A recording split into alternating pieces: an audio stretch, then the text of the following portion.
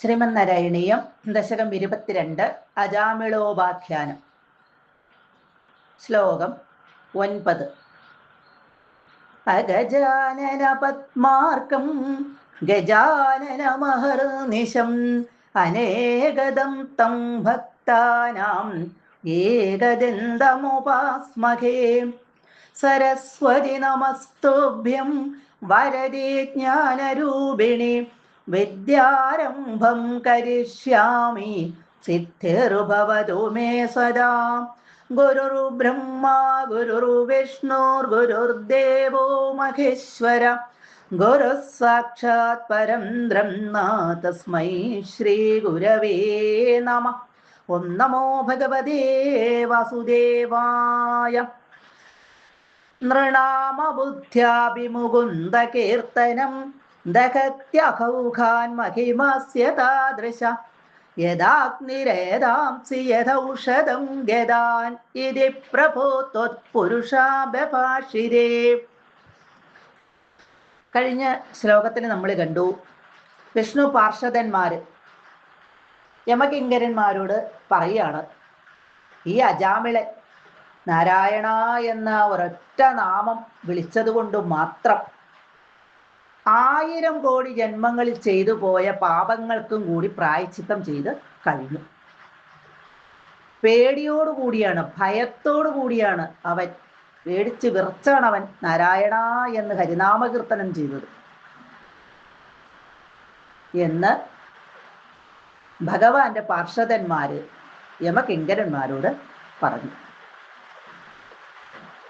അബുദ്ധ്യ അഭി, ഓർക്കാപ്പുറത്ത് ചെയ്തതായാലും.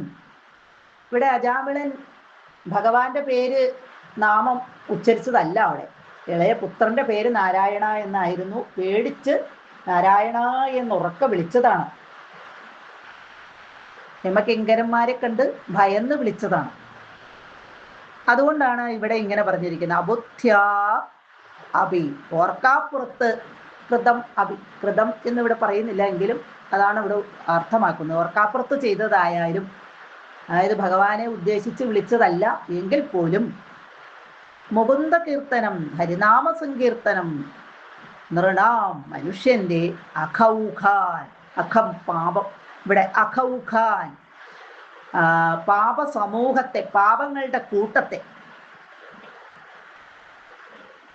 അഗ്നി തീയ്, യഥാ എപ്രകാരമാണോ, ഏതാംസി വിറകിനെ, തഥാ അതുപോലെ, അഗ്നി എങ്ങനെയാണ് വിറകിനെ കത്തിച്ചു കളയുന്നത് അതുപോലെ, ഔഷധം യഥാ ഗദാൻ, ഇനി മരുന്ന് രോഗങ്ങളെ എങ്ങനെയാണ് നശിപ്പിക്കുന്നത്, മാറ്റുന്നത് എന്ന പോലെ, അല്ലെങ്കിൽ അതുപോലെ, ദഹതി, ഇവിടെ ദഹിപ്പിക്കുന്നു.